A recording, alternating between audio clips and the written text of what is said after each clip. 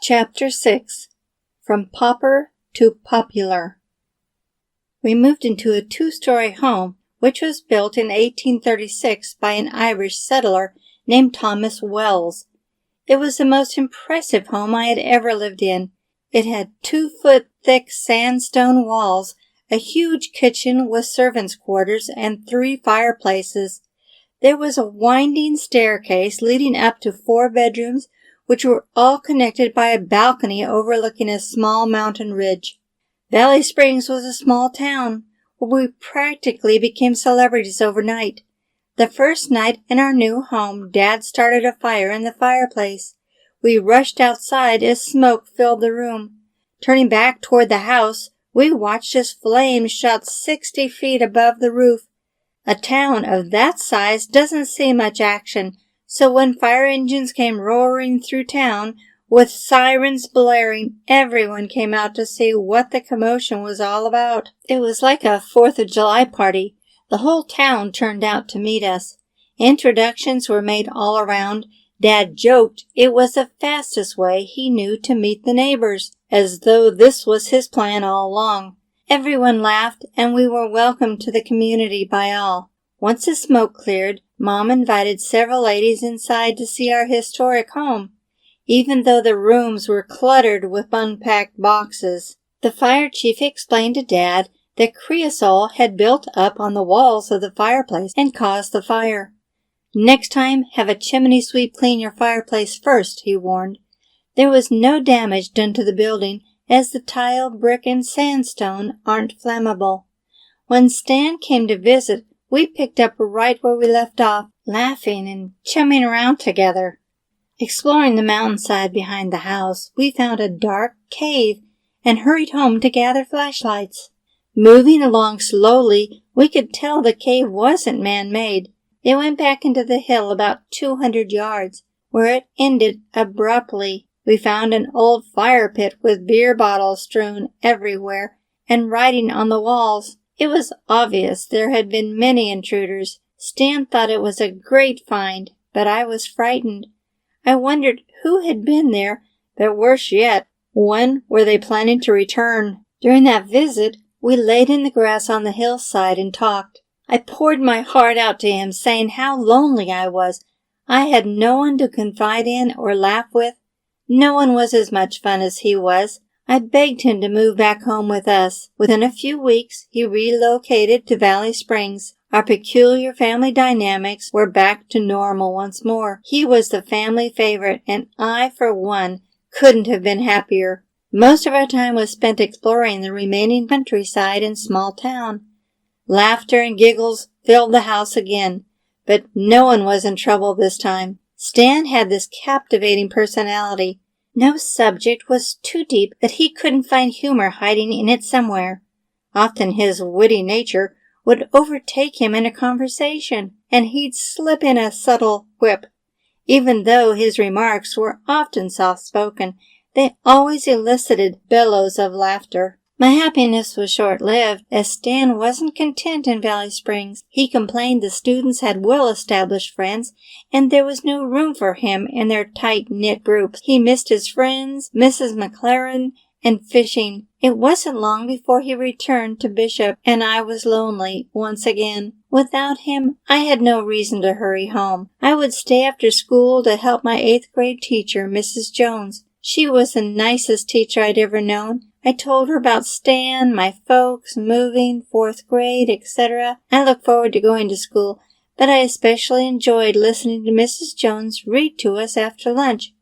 The stories captivated me. While the other students wrote notes and goofed off, I soaked in every word. I must have seemed juvenile to the rest of my class, even though I was a year older. One afternoon, she was reading Charlotte's Web when a spitball hit me, and then another. I turned to see what was going on. A couple of boys were mimicking me. They looked straight ahead, elbows on their desks, fists supporting their chin, eyes wide open, just as I had been a few moments before.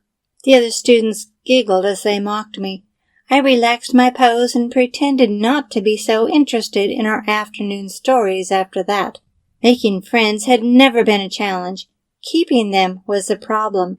Since I was born with a quick sense of humor and an outgoing personality, I fit in rather quickly as we moved from town to town. However, after the fire in Valley Springs, those traits weren't necessary. I was already well known. Not only were we living in the most historic house in town, but Dad eventually purchased horses, which was all the affirmation I needed to feel like I belonged. I quickly developed friendships with other girls who owned horses. I was happy to introduce them to my folks. Dad made certain our saddles were secure, and Mom prepared a snack for us to take on our rides. It was an exciting time in my life, as friends and horses filled the void I felt from Stan's absence. Although it was hard for me to remember Mom as she was before the shock treatments, she seemed to be regaining her old personality.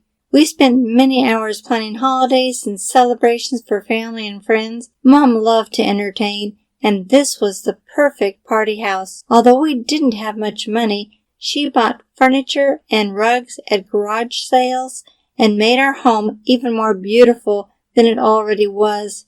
The foyer opened to reveal a red-carpeted staircase that wound tightly around past a curved window to the upstairs like one might see in a castle.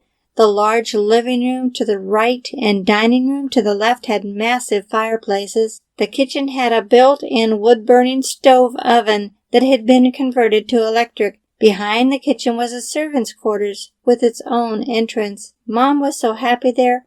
It was as wonderful as she was. I know she wanted to stay there forever, as did I.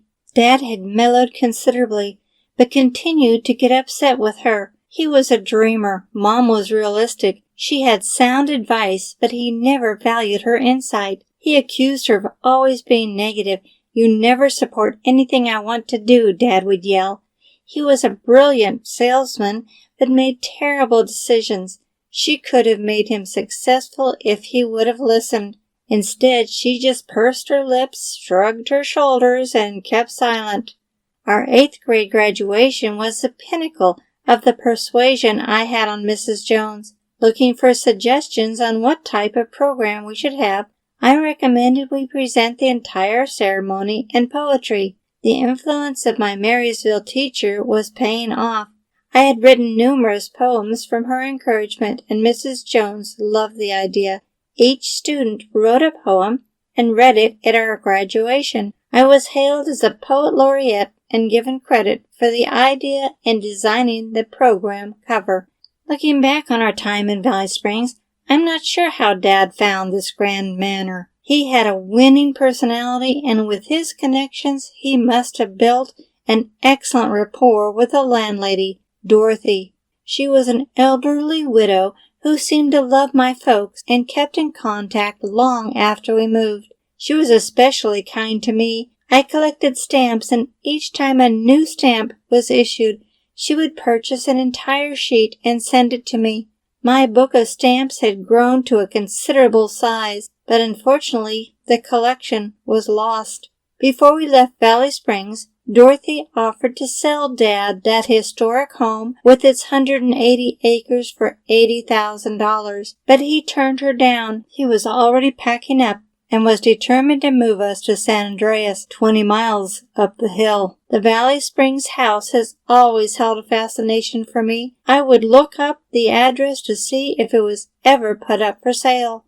Several times a year, Russ and I would drive past on our way to the mountains. It was always boarded up and looked deserted. One morning, as we drove past the home, I saw a white pickup parked in the back field, anxious to see if they had any information. I prodded Russ to pull in. The gentleman said he bought the place about 12 years earlier. Problem was, he had squatters living there. They had ripped out the copper wiring, and the place was in shambles. Even so, I begged him to let me see the home. I just wanted to look inside one more time. Unfortunately, he said they had just boarded it up again, and Russ didn't want me to press any harder. However, he told us it was for sale. Having been my lifelong dream, I thought we might be able to buy it. He said the house was on 80 acres and was on the market for $2 million.